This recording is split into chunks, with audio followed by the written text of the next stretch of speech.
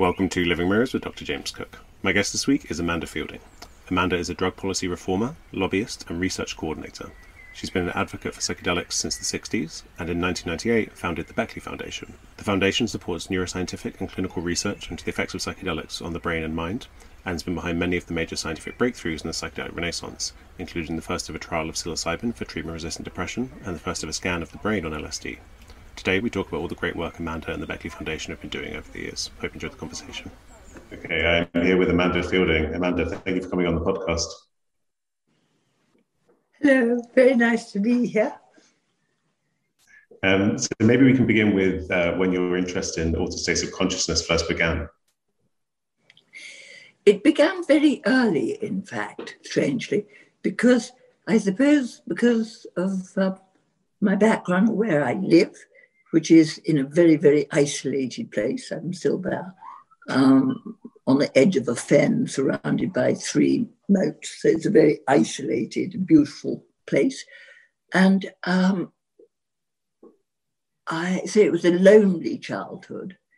And I remember having quite a strong relationship with mystical experiences from an early age.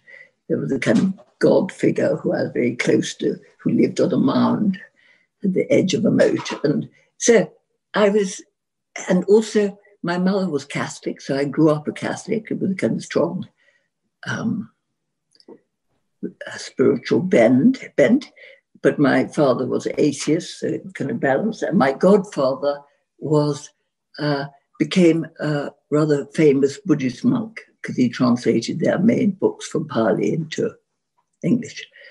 And so I always had a passion for it from the age of whatever, 10, 8, that sort of thing onwards, and read books on Hinduism, Buddhism, that sort of thing. And then when I was, 16, I won the school science prize and said I wanted books on Buddhism and Hinduism. And the nun said no. So then I said, thanks very much, I'm off. And so I left school and went with £25, because that was all one was allowed, and anyway, all I had, to get to Sri Lanka by land and see my godfather, where he was living on an island. Eat candy. Anyway, I never got there. But that was the kind of beginning of my interest in mysticism. And then I followed it on. And later I started studying under kind of the person who at that point was the leading expert in the world, someone called Professor Zayner at All Souls in Oxford. And he became my tutor on mystical experience and comparative religions for a couple of years. I didn't actually agree with what he said because he had a rather, he was a Catholic convert and didn't really enjoy psychedelics at all. So he had a rather tainted attitude. And then when I first experienced LSD in 1965, I realized, wow, this is what I've been studying. This is the experience again, because I recognized it from childhood. And I was amazed and wondered by it.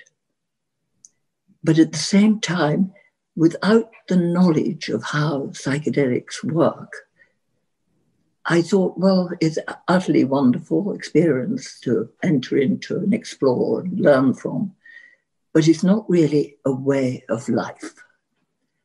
And that was in 1965. And then I had a trauma when someone put thousands of LSD trips into my coffee without telling me. And I retired to a hut down here at Beckley. And then a while later, someone came and asked me to go to a party in London, which I went to. And there I met a Dutch scientist called Bart Huges, who had been trained as a doctor and was the only person I'll ever say I've met who I consider a genius. And he had a whole hypothesis about the mechanisms underlying the changes brought about by psychedelics and cannabis and other things, standing on the head, yoga, deep breathing, a whole theory about changing capillary volume in the brain and how you can control your increased consciousness, which comes about through the use of a psychedelic. And that really changed my life. And I realized that that was the mission I'd been looking for, because I'd always thought I had a mission of kind of watering the desert, is how I verbalized it. But actually, I saw it was watering the human brain, irrigating it to its full level. And so I was really excited about this new knowledge. And we actually had the habit of, at that point, that was in 66 when it was still legal, and Bart had in fact made the LSD. He wasn't a chemist, but he and his mathematical friend had made LSD in the friend's mother's kitchen, and she threw away, not knowing it was what it was, so they had to make it again. And that was the LSD which actually turned Europe on. And funny enough, the first LSD I had was actually from his batch. But we took it in a completely different way, in the sense that we took it to work. And our work was studying human nature, human consciousness, what are the underlying mechanisms, and particularly interested in the mechanism of the ego, which we saw as a conditioned reflex mechanism, conditioned by by conditioning word, which is responsible for distributing the blood in the brain where it is most needed. So it's like a government inside the psyche, which controls what enters consciousness and what doesn't. And the recognition of the word is the trigger to direct the blood where you want it, in many cases, that part. So it was a whole new way of looking at the self. And obviously it's much too, I can't go into it now, but it made a very big change to my understanding of myself and how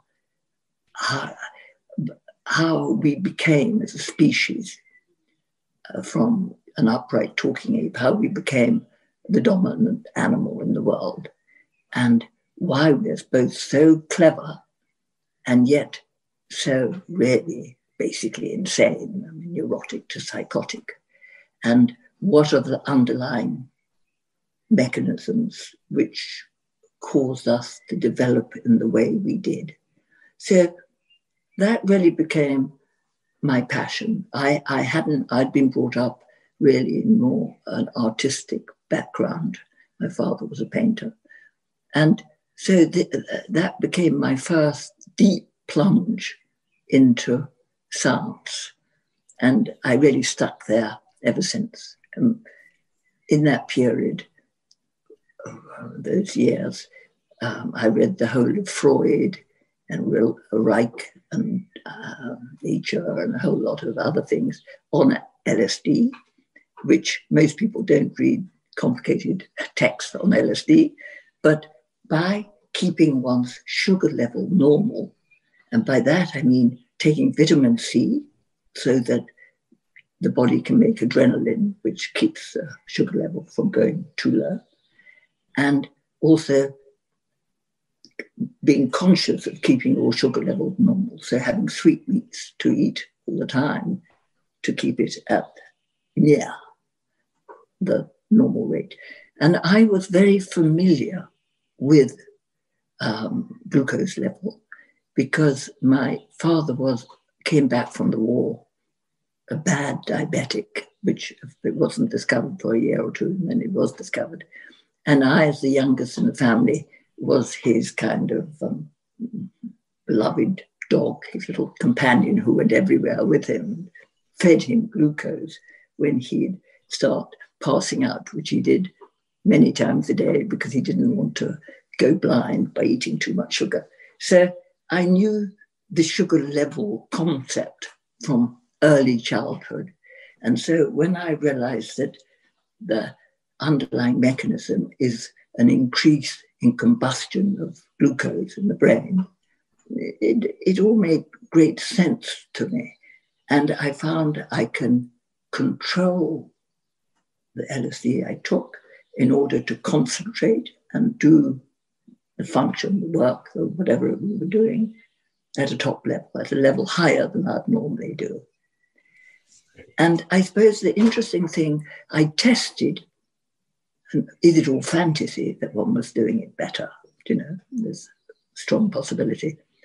So I had a very good test on it, actually, because for our relaxation, we played the old Chinese game of Go. I don't know if you know it, but it's pure cognition. It's there's no chance. And when you play regularly, you know your opponent's game. And we played very quickly and very regularly. And I was a slightly better player than my usual opponent, so he had a handicap of 3. But when I was on LSD and he wasn't, and when I say on LSD, I mean on LSD with glucose at hand, and one uses a lot of glucose to keep on top of Go board, I won more games, considerably more. I mean, his handicap went up to 6, which is winning 9 games. So that's, you know, a considerable improvement. So for my own satisfaction, that was a marker of improved cognition. And in a funny sort of way, that was largely why we were researching the LSD. And so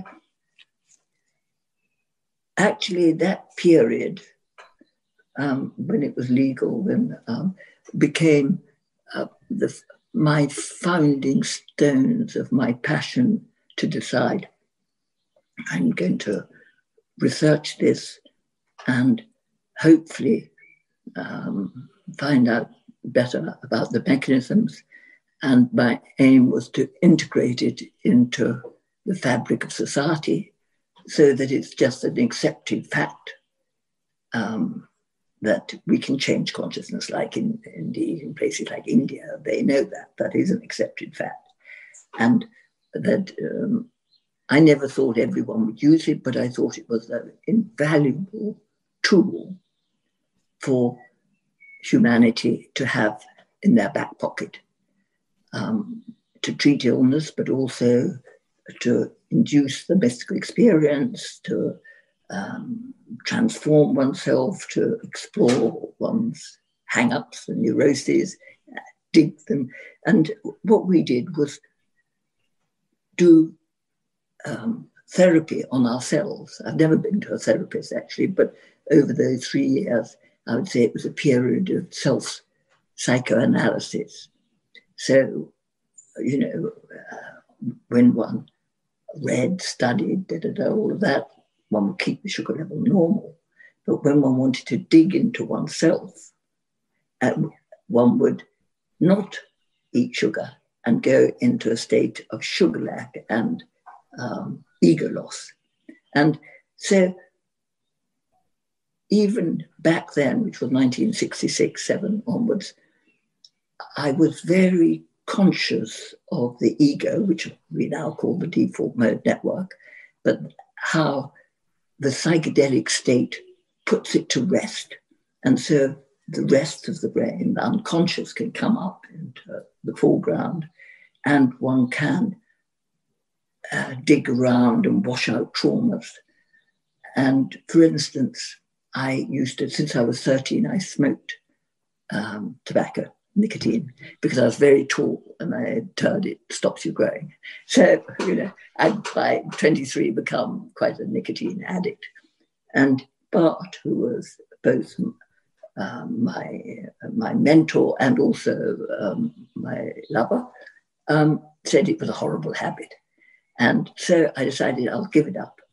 And so one day I took LSD with the intention of never smoking again. And I never smoked again. And actually that led me 50 years later, or however many years later it was, when I was talking to Roland Griffiths about us collaborating on a study. I had £5,000 or dollars, I think, at that point, to invest in a study, and we were discussing what we might do. And so I suggested overcoming nicotine, because I'd already done it in childhood, in the past. And so that was the initiation of our nicotine study at Johns Hopkins, which has got the first study, got, I think, an 80% success rate or something, very, very high, way beyond what you can get in normal therapy. So that really was my baptism of fire, you could say, but it was a most wonderful period. But our period was very different to the hippie world, which was going out. The Rolling Stones would be playing in Hyde Park, which was kind of half a mile from where we lived. And we wouldn't bother to go because we were so enchanted with our own work and our own discoveries. That was filling our passion. And so in a way that passion's gone on, and that's where the roots of my work started. Right. Yeah, I'm very interested in what it was like in the 60s when this was legal, because it was 1965 you first tried LSD? I first tried in 65, and then I learned about how to control the state. And so it became a way of life, as opposed, as I put it, a trip to the fun fair in 1966. But already then there were the hints of prohibition coming. I can't quite remember when they came, I think 67. And I remember one was quite conscious when walking past a policeman, not to look too happy, because then you could get stopped, questioned. And they started being on the lookout. And then they used to come actually to my apartment, which was a kind of meeting place of people. And one knew perfectly well they were plainclothes policemen. And, snorting. And they'd take LSD, or say they did. And then one day he came with a pupil. And then I said to him, I'm afraid this is too far. I'm afraid you have to leave, because it's all right you being there, but you can't start training your pupils. And he, took it with a laugh, left. And with prohibition happening, it must have seemed kind of insane to have to know the benefits of this compound, and then for prohibition to come and make it completely illegal. It was a total tragedy, and I and other people could see this is a deep, deep mistake, and it is typical of humanity, of the wrong thinking created by an ego mechanism, which believes what it's told. It doesn't matter if it's true or not true. It still acts to direct the blood and keep control of one's behavior. So the meaning of the word is not what is important. It's the recognition of the word which keeps the ego system working. And people can believe completely wrong things. And I think that, funny enough, is a very clear example of a desperate human mistake, because it's caused, obviously, unknown suffering over the last 50 years, with people catching awful illnesses, going to prison, being slaughtered, corruption, not being allowed to get access to the medicine, wasting 50 years. We could have been just where we've got now. We could have been there in the late 60s, and so we've wasted whatever it is, 50, 60 years. And I think it's a tragedy, but hopefully now we're starting moving back again on the tracks. I mean, at that point in the late 60s, I realized that the only way through the taboo was with the very best science. So I dedicated myself to looking for scientists and doctors to work with. And I spent quite a few years meeting them. Many were very charming, very nice, were very interested in what I said. But they, at the end, always had some reason. It would ruin my career was one, very true one. Or another one was, if God has intended it, blah, blah, blah. There were all sorts of different reasons. So then I realized the only way to try to get the information about the value of altered states of consciousness out further into consciousness, so that we change the rules and allow research in this area, was through art, because people didn't give any value to art other than hang it on the wall and hopefully reach a high price. They didn't kind of censor it because no one found it a threat. So I had been actually, much more in the art world. I'd been trained as a sculptor, and I grew up with art. So I started to do kind of more conceptual arts based on my knowledge as growing of this area. And I used, as you couldn't talk about LSD in those times, because then whatever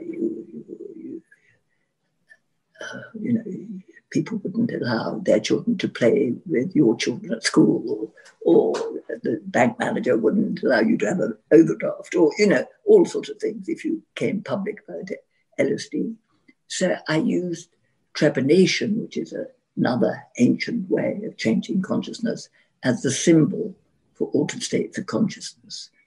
And so I did various artworks using that, like I stood for Parliament twice on the platform, trepanation for the national health. And I had exhibition at PS1, great big, all sorts of things I did.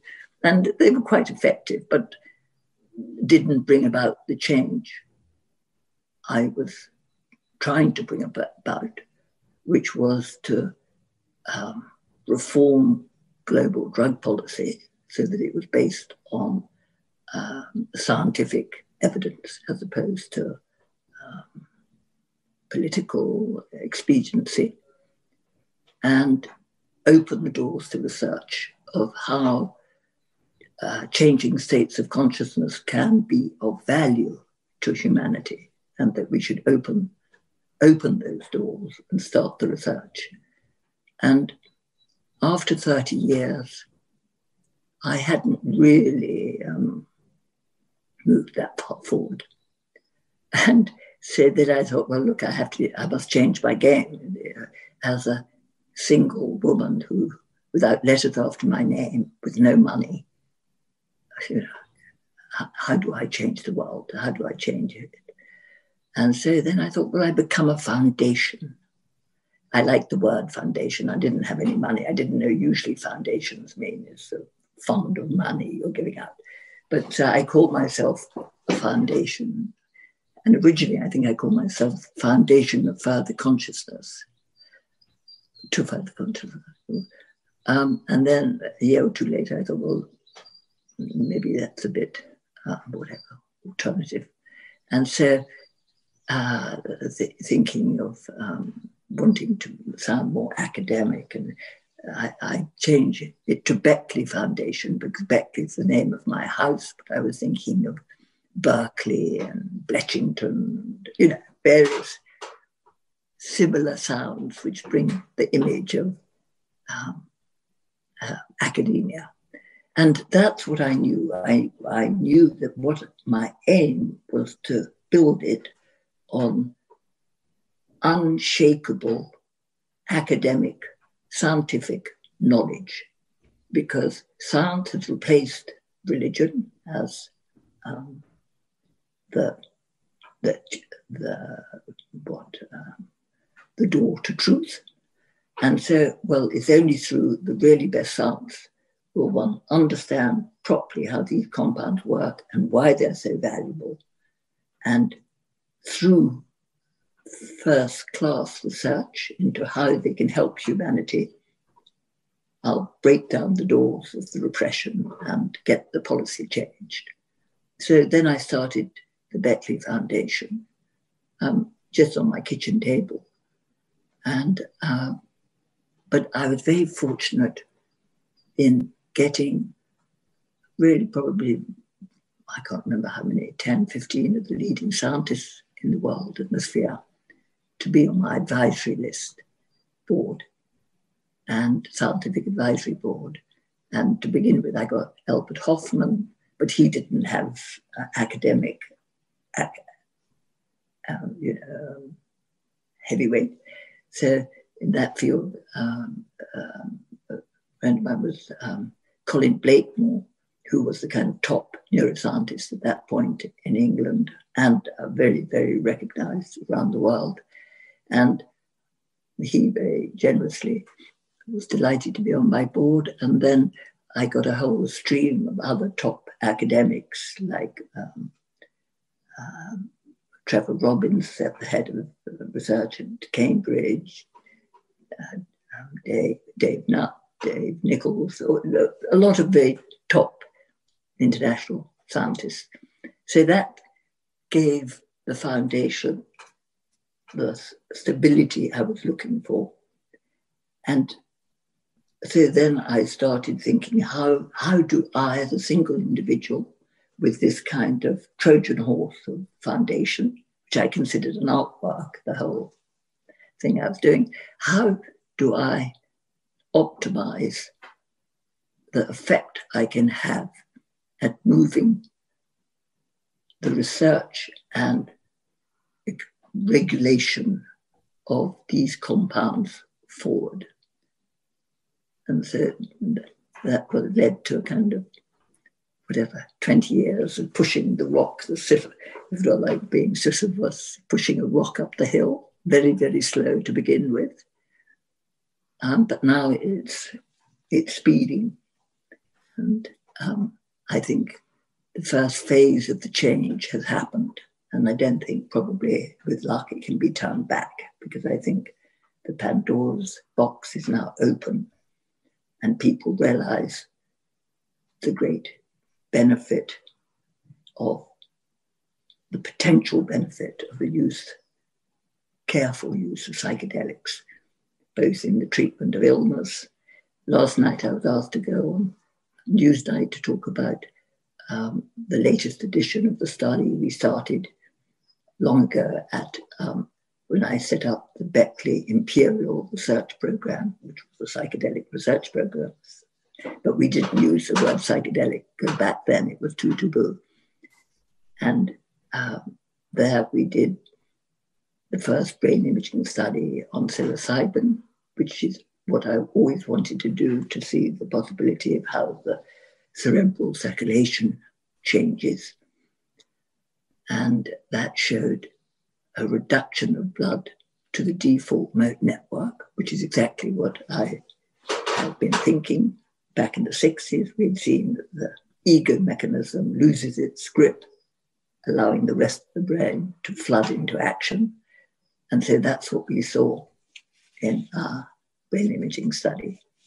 And then the next study was seeing that it reduced the activity of the default mode network, which is, as you well know, hyperactive under conditions like addiction or depression or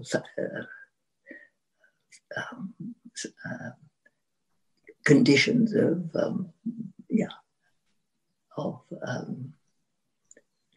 unrest, is a hyperactive default mode network, ruminating on I'm so bad, I'm so hopeless, I'm so ugly, I need a drink, I need to kill myself, or whatever the rumination is. And there we saw how what I had experienced many times, so I knew it, But we saw in brain imaging, and that's why I love brain imaging, because it visualizes and you can see what is happening to a certain degree. And that opens up a whole new kind of convincing new understanding of how these compounds work. And so one saw a reduction of blood supply to the centers of the default network. And one also saw the explosion of activity through all the other networks of the brain at the same time. And we produced these two, I don't know, you obviously know those pictures, rather wonderful little pictures, that was on psilocybin. And then later, or at the same time, we did the study I've been wanting to do for 20 years, 30 years by that point, LSD, and showed exactly what I was expecting, which is this is placebo, normal life, and this is on LSD. It is showing the connectivity of the whole brain, speaking to it. So suddenly it had a strong base and kind of opens up the way to go. And at the same time, other people were doing wonderful studies, like Roland Griffiths at Johns Hopkins and NYU and other places. So there was a kind of growing body of really convincing scientific evidence to show that these compounds can bring about valuable changes for us to grow and change. Right. Yeah, there's a really interesting link there, I think, between the work you've done with brain imaging and your early life interest in this ancient technique of transformation, because, you know, those images that we just saw, they show blood flow, right? Precisely because blood flow supplies glucose to different brain areas. And that seems to be very much the way in which you were thinking in your own life. I absolutely agree. When brain imaging began to develop in the 90s, that was really what made me decide to that I must become a foundation, because as a female without letters after my name, I couldn't kind of stride into a brain imaging place and say, I want to use your brain imaging. So I realized I had to get heavy credibility to do that, and then to find the rare people who were brave enough to be prepared to get into that world, because it wasn't a good move for one's career at that point. And then, I mean, my first study I did in order to investigate changes in blood supply underlying the mystical experience created by psychedelics was with Franz Wollenweider.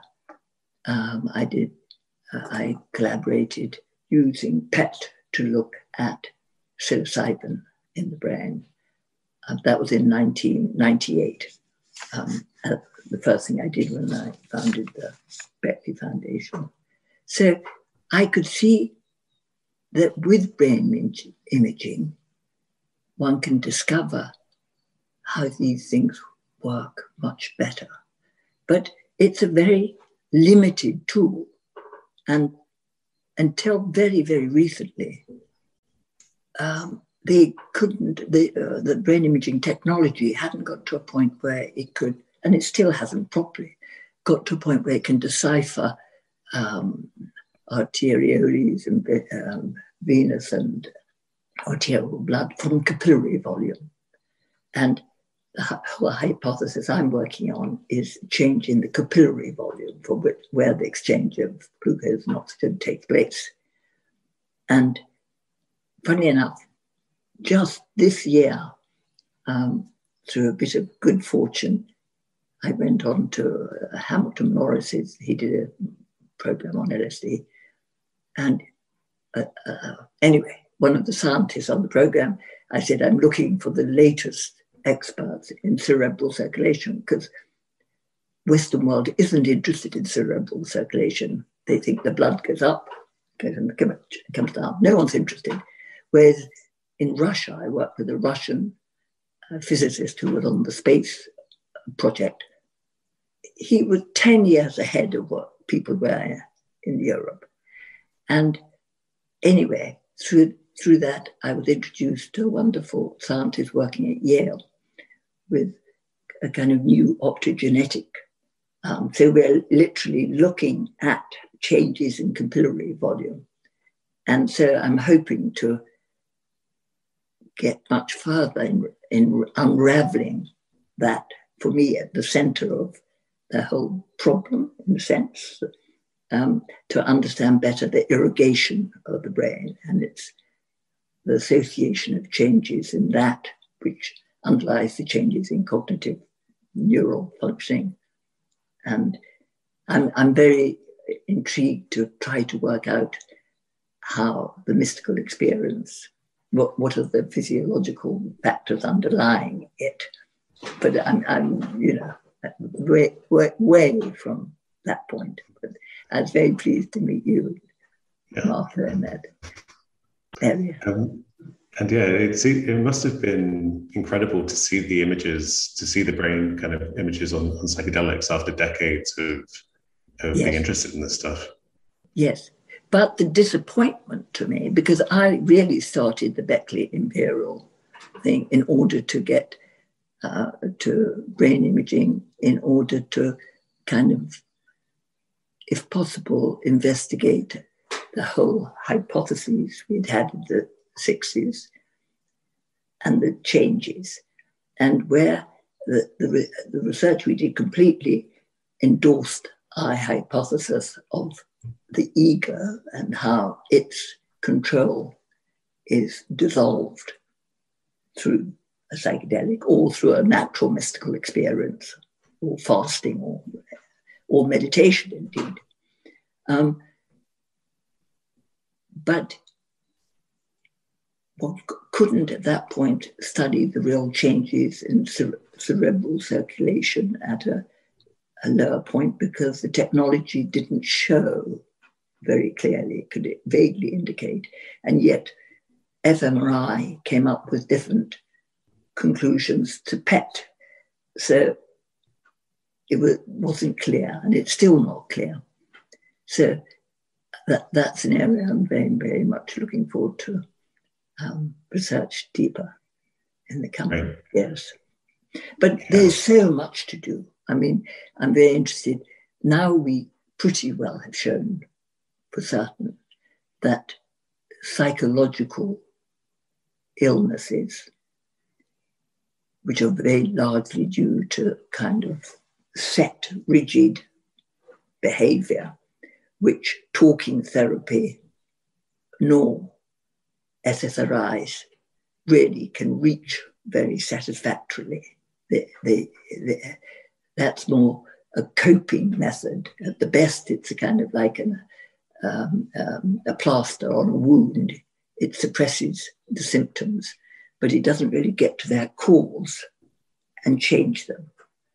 Whereas the psychedelic assisted therapy is actually changing the setting in the brain, it's changing the connectivity. And so it reshuffles the thoughts, chronic thoughts, and set bad behavior and loosens it in such a way that it can then reset with good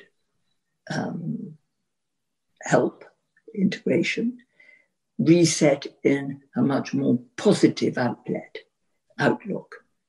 And that is a major breakthrough for psychotherapy. And I think that is now on set and understood. I mean, the wonderful studies with psilocybin assisted therapy for end-of-life anxiety. And I'm very keen on that, and I desperately wanted to do it when I was setting up something with my son. But funny enough, it's not an indication which can get regulation. Quite amazing. Dying is not a regulation. I mean, that is a kind of example of the madness of the human animal. So if you do all the research, which could cost hundreds of millions or 100 million, there's no guarantee that even if you have wonderful results, that you'll be able to get the compound made into a regulated medicine. So we had to drop it, unfortunately. But I'm still very much wanting to do that study because I think it's a wonderful one. But interesting area I've been working on in the last year or two is looking at neurodegenerative conditions, cognitive decline in aging. I've got a very exciting collaboration going with scientists in Brazil, where we look at the cellular level, then the mini brain level. As you know, mini brains are made from human stem cells to mimic a brain. So you can see, you can do research which you can't do in a human brain and learn how, say, a compound like LSD or 5-MeO affects the protein which either causes or can block the creation of the plaque which underlies Alzheimer's or change, can stimulate the dopamine receptors, which lack of which underlie Parkinson's. So I find it very fascinating research at that level. And then we do it in animals and humans. And we did a very interesting study with LSD, carrying it through the different levels. And in the animal levels, the rats, we found that young rats always love to play with new toys. When they become adult, they really begin to prefer their old toys. But if they are given 3 days treatment of rat dose of LSD, then they start playing with the new toys. So it shows the return of exploration, a wider sense of wanting to investigate. And then with old rats, even with 3 days of LSD, they're still a little bit bored of the new toys and just feel more familiar with the old ones. But if you combine the LSD with enriched environment or teaching, then they play with the new toys. So then we transferred that into humans who are, and this is a study which is on way at the moment, humans who are slight cognitive decline, to see that if we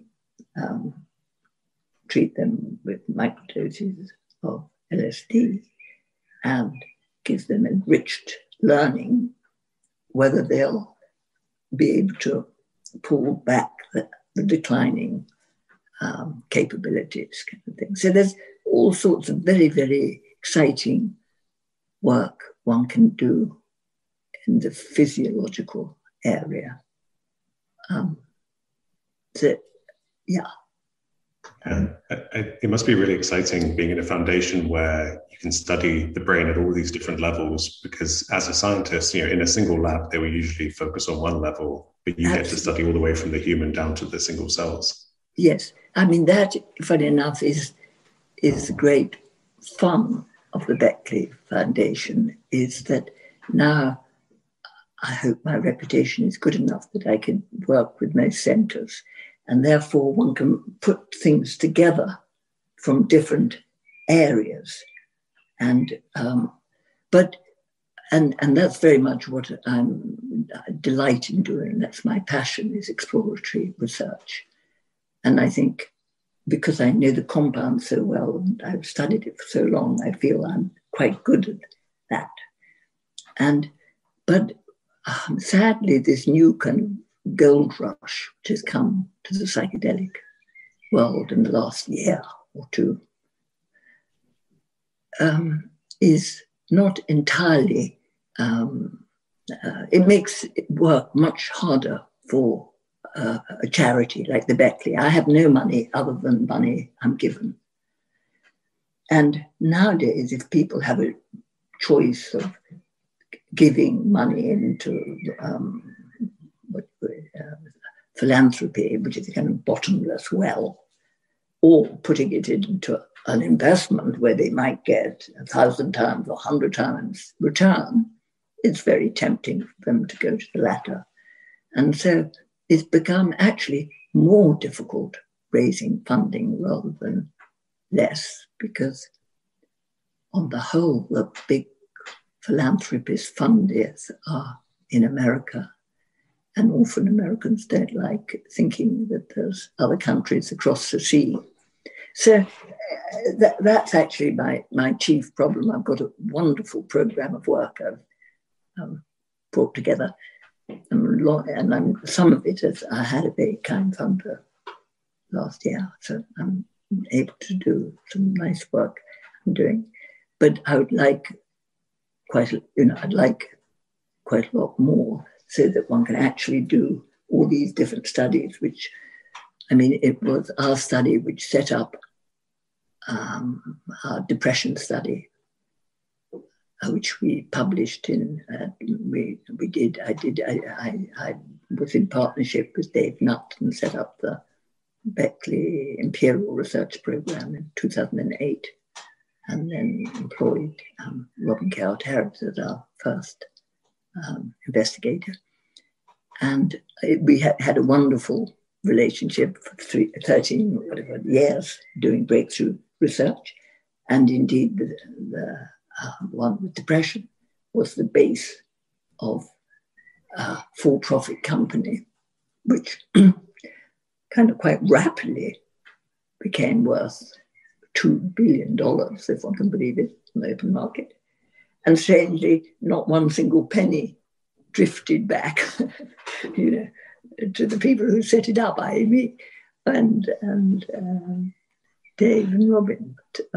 So that's, the big problem now is really how to solve the funding problem to be able to do the research. But I'm sure it's possible. So, yeah, there's definitely a lot of strange things going on when it comes to companies patenting things that have been invented by scientists for non-profit reasons, and then companies swoop in and make a lot of money. So I think that's something we need to keep an eye on. Yeah, and I consider we have to be very, very careful that the compounds aren't made so expensive that it's ridiculous how expensive GMP compounds, which you have to work with humans, particularly ill humans, and there's very little produced. It can be sold. It's sold at vast prices, which, it really is a desperate need that the government reschedule LSD. So it's not LSD, the whole psychedelic category, so that they're no longer Schedule 1, which makes them virtually impossible to work with because there's so much more paperwork, expense, etc. So I'm looking into how to produce compounds which won't, so that we can be sure that researchers can get GMP compounds to do the research with at reasonable cost, because it can hold up research for years looking for the compounds. And it could get worse, not better. So I think it's very important that we keep an eye on what's happening. Is this the work with Beckley Canopy Therapeutics? That you set up recently? Yes, that was to do with cannabis, and we were looking at um, the effect of cannabis on cancer pain and the effect on the help to give up opioids or cut down on opioids. Because interestingly, states which have gone regulated, the opioid level has fallen. Well, a lot of people.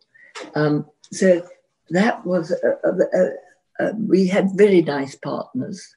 It was my son, Cosmo, who had seen me work for the last 50 years, or however long he'd been alive, 30 years, endlessly and absolutely always without any money, and didn't really fancy that. So he said, why don't we, do an ethical business try to form an ethical business. So that's what we did with the biggest cannabis producers, I think they are in the world, a company called Canopy. And we did a joint venture to look at cannabis. And it was a very successful undertaking. And actually, just as we liked, they bought us out after a year. And so from there, we started a psychedelic company, which is called Beckley Foundation. And so, which is just what we did. And also some of them remained involved, which was very nice because they were good friends. So that's one way of doing it. I actually love the philanthropic way because it leaves you completely free to do the research you think is best for society, regardless of the profit at the end. But then it depends on the philanthropy to do it. So it swings and roundabouts, and I can see now I'm at a phase, the world is changing, and the temptation of the for-profit is getting very big. So what I want to do is try to think of a way where one can combine funding from philanthropy and also a way of maybe with a low expectation of return, that people will get their money back with a profit, but aren't seeking the kind of optimized profit or whatever. I don't know. I'm in the point of trying to explore how to do that. Right. I think MAPS have done something similar with having a corporation that funnels money back into the non-profit, with the profits from the corporation. Yes. But the trouble is the people who invest the money, and research gets ever more expensive because in the days when I started, more or less no one was doing it. So the few scientists who could be interested were interested because they saw it was a very interesting topic and they get good papers out of it. So one could do it with very little funding. I mean, I started the Beckley Imperial Research Project, which produced a lot of our pioneering studies in the last 10 years, 15 years on, £35,000 a year is what I was guaranteed. But now probably one can't do that. There's, the expectations have got much higher, which, as I say, makes it in a way more complicated with philanthropy people. I mean, Rick has been brilliant, but he's a brilliant at MAPS. And I think but he's a brilliant fundraiser. I think his studies are very good, but he's kept to one thing, which is MDMA for post-traumatic stress disorder. And I actually I'm very wide in my interests. And I look on it, as I said from the beginning, as an artwork. And the point is to discover all you can, which can help human nature kind of move on in different ways. And I keep finding new things which trigger my interest and I want to do. So anyway, it's a problem, but it's also a problem I feel sure one should be able to solve. Right. Yeah, I think also one area you've done a lot of interesting work in is microdosing. And there was one Yeah, particular study where you were looking at you're kind of a dose finding study, because obviously people don't really know what they're taking because no, it's illegal. absolutely. And I've always been very interested in microdosing because, funnily enough, although I didn't call it, I called it a psychovitamin, the taking of LSD. But in a way, what I liked was the effect, which is similar to microdose, is of expanding the consciousness, the awareness, but keeping control over it so people don't notice any difference, and but you've got more vitality, more interest, more enthusiasm, I think more connectivity, and therefore more likelihood of having an original thought. So it's a level I loved. And I found in the early days, I got that state by we had the habit of taking large doses. 250 was the kind of understood dose.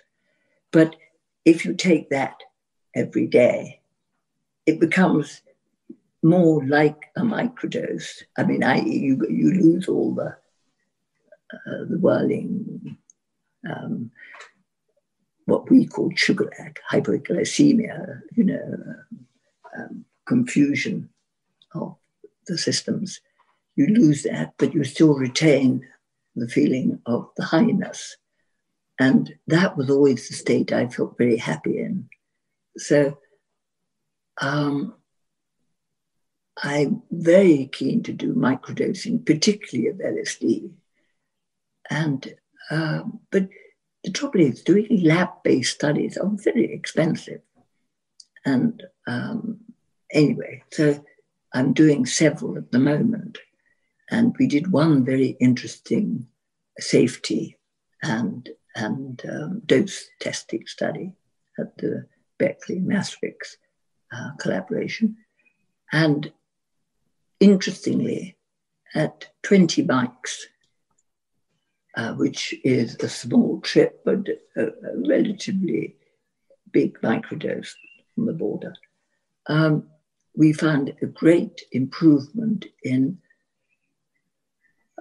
three important areas: cognition, mood, and pain management. And, there's three very, very important areas of improvement, particularly in aging. And very much that leads me to the thought of, at the moment, I'm doing some research, which I'm very excited about, in several centres, on using microdosing for palliative care, because it's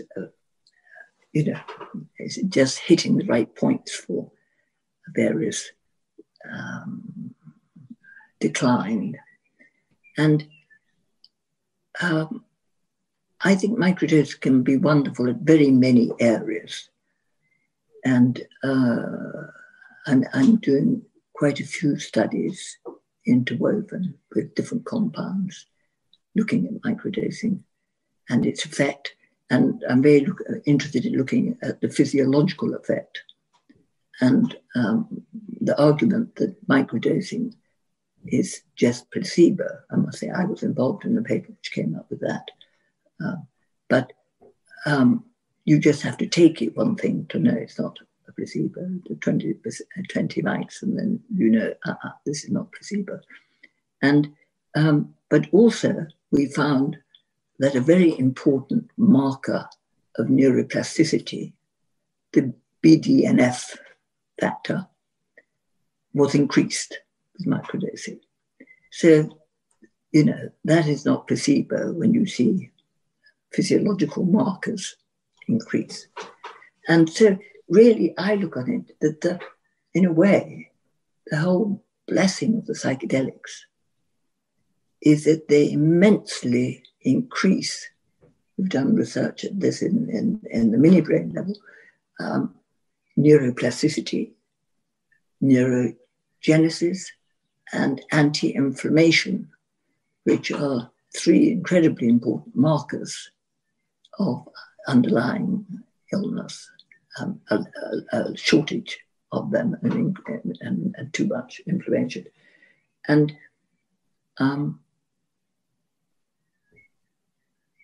I think that, I think that's what psychedelic assisted therapy, why it has this incredibly potentially positive outcomes, is because it makes the brain at its maximally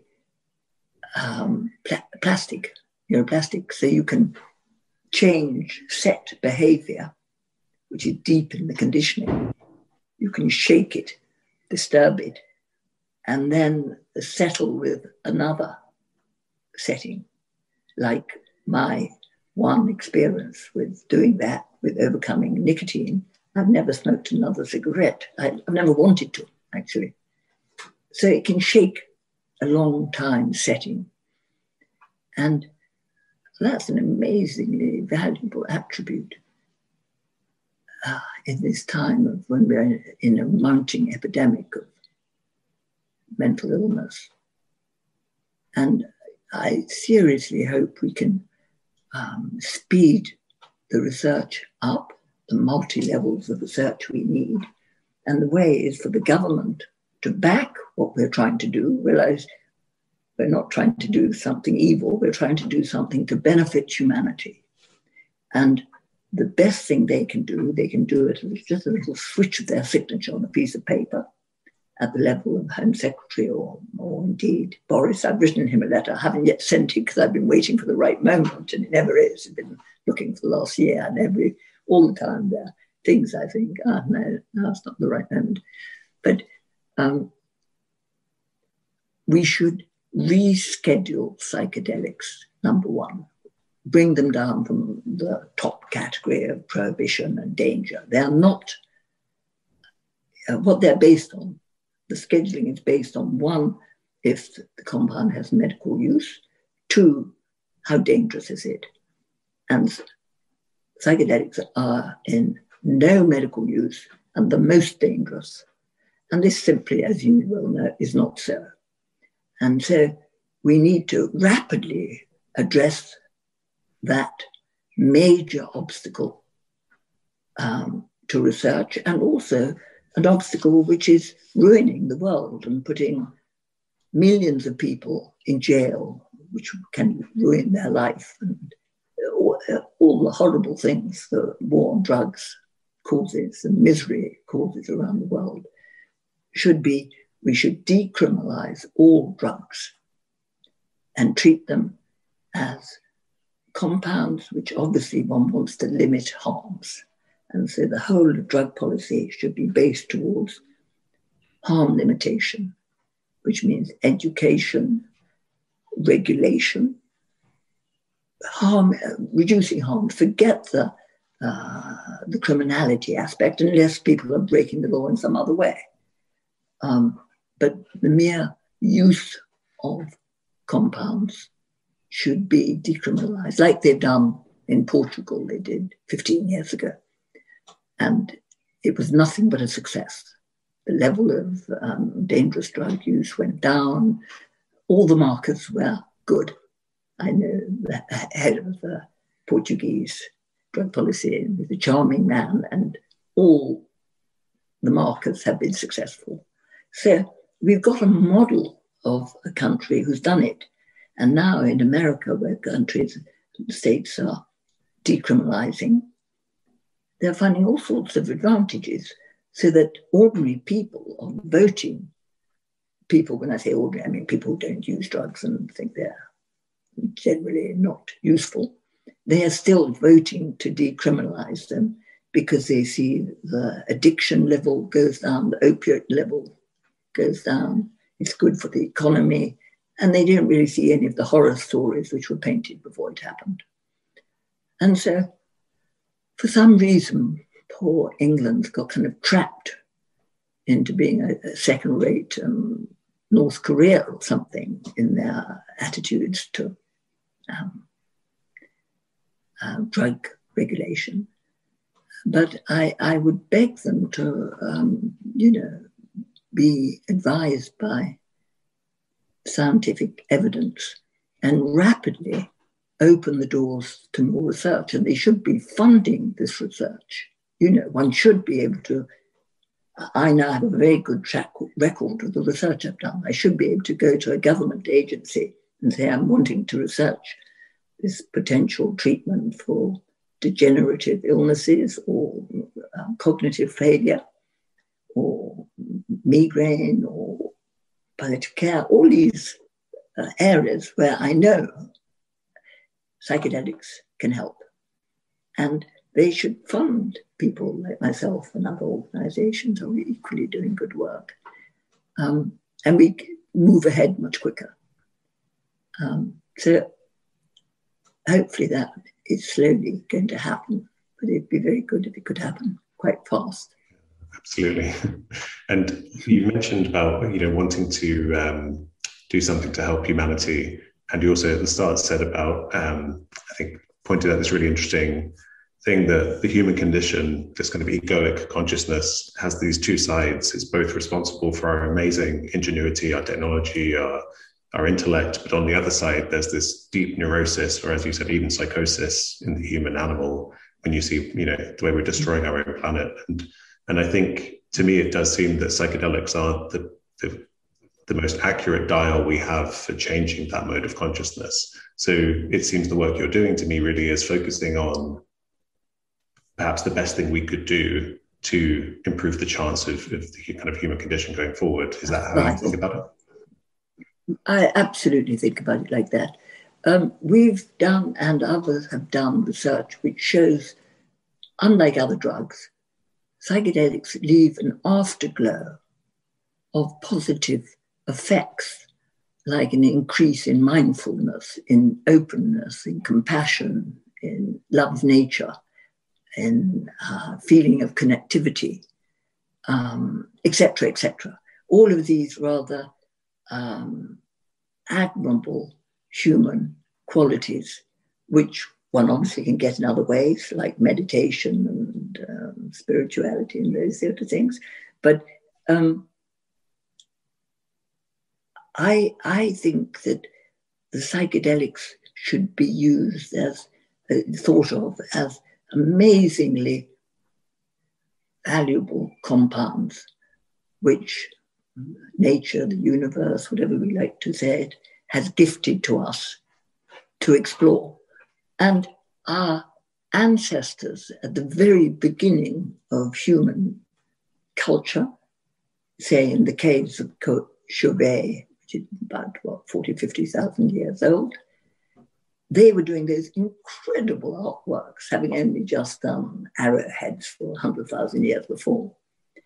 And on the floor of the cave were remains of mushrooms and they were obviously on a psychedelic of some type, which was changing their thinking patterns.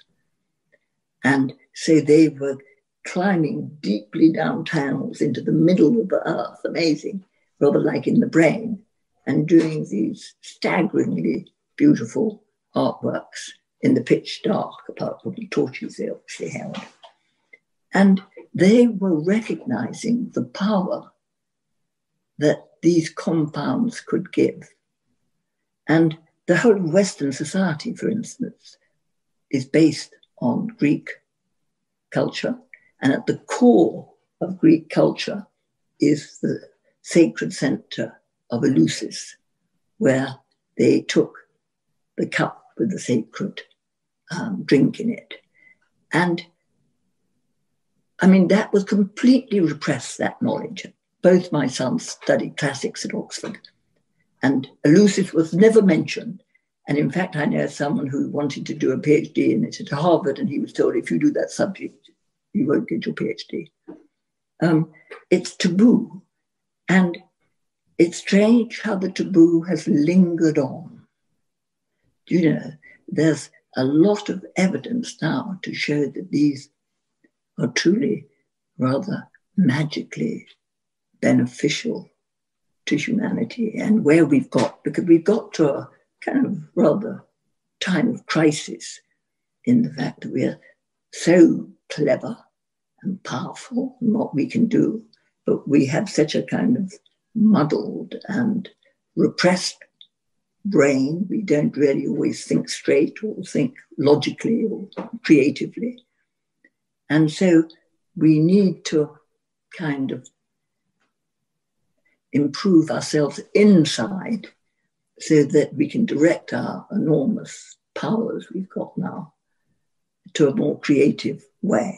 And I agree with you. I think that the careful use of psychedelics is the kind of elixir to hopefully get a more balanced viewpoint. We get higher up the mountain and the view gets wider and deeper. And therefore, like actually all religions and spirituality were probably based on psychedelic compounds, together with meditation, spiritual practices, deep breathing, all of those things do a similar process, but they need more discipline and take longer. But the combination of them and the use of psychedelics, I think just having within society the knowledge that these are really very special compounds and should be treated as such with great respect and care, but they shouldn't be prohibited. And I personally am also, I personally gain so much from using them sensibly myself. I know so many other people who have had such great breakthroughs in self-realization, and like on the film, the new film that has come out from the depression study. A deeply depressed man was saying, oh, he's feeling such joy, such beauty of colors. And this is from a depressed person who's deprived of joy, you know. And so I think we need our culture to just accept it as a part of the cultural knowledge that this amazing portal is there. And it's our duty as people who know about these things to try to guide society into using it. When I say it, I mean the whole area, in the best way for the individual and society, not for our own profit particularly, but for society to transform to a slightly higher level where they have a better understanding of how to move forward in a positive way, which I think psychedelics, with, you know, accompanied by obviously thinking and all the other attributes, can help with. So, and I think we're on that path now. And so it's and basically what's happening, quite thank goodness, it's the new generation, you and your generation are getting the feel of how credible these compounds are. And I think, you know, it's a question of time. With all things taboo, first you're ridiculed for your ridiculous, dangerous thoughts. And then you're ridiculed for more. And then suddenly it becomes common knowledge and everyone accepts it. And I think we'll go through that phase quite quickly now, hopefully. I optimistically don't see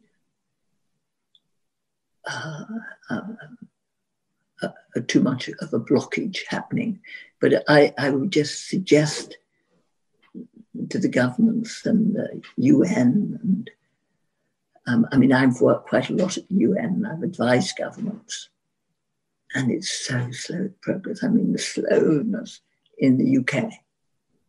They decide to finally regulate medical cannabis, actually for the wrong purposes. It was because the Daily Mail said it was criminal letting epileptic children die for lack of the medicine they needed, quite right.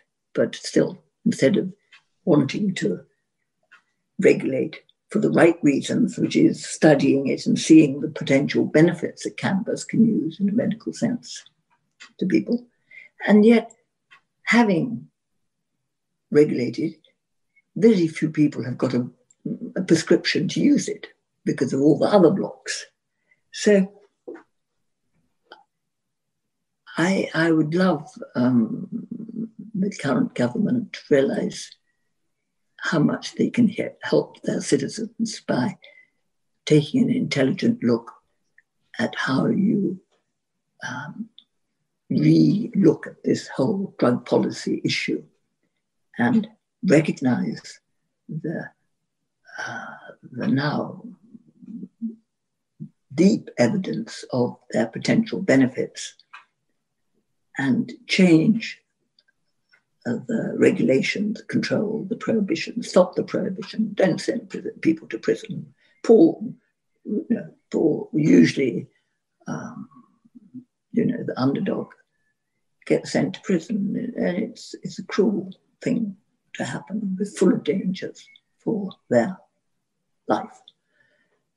And anyway, it's in my mind so obvious, and I just hope there'll become a gap in the dramas of life so that can move ahead a bit. And then we can do research easier, etc. Yeah, I'm very optimistic as well. I think thanks to the kind of science that you've been involved with, it's hard to turn back now. It's hard to not see the truth when it's all kind of laid in front of us. I'm sure there'll be some resistance, but but it's going too slowly at the moment. We need it to speed up. Yeah. For the many, many millions of people who are suffering from depression and addiction and post-traumatic stress disorder and all the psychological disorders, where we now have clear evidence that psychedelic-assisted therapy can help more than what is currently available. Because there's been a complete halt in new treatment options from the pharmacy world. I mean, they came up with SSRIs, which were in many ways perfect for them because people had to take them every day. And they don't really see where's the profit in a psychedelic-assisted treatment because you take it so little, hopefully. But at the same time, it's no good just having people able to get it through research, which is a few hundred people. We must open it up and allow clinics with certified therapists to treat the many people in need. So, absolutely. But I think we're on the move, and but I'm very urgently calling that we make the move. I've been at this point for 50 years now. Would love to see a dramatic move forward. Great. Yeah. Well, I hope Boris Johnson responds favourably when he receives your letter. Yes. Well, thank you so much for your time, Amanda. This has been wonderful. Not at all. Where would you send people to if they want to look into your work more? The Beckley website? Yes, I think so. I hope it's up to date. We're a very small team, and I've got 40 studies on the go. So one hardly ever gets to the website, but I think it's pretty good. So if they want some information, go there. Yes. What is it? What if it is Beckley? I'll put a link in the description. Yeah. Great. Lovely. Thank you again. Well, very nice talking. Hopefully we'll meet again on the psychedelic and spirituality front. Exactly. Yeah, definitely.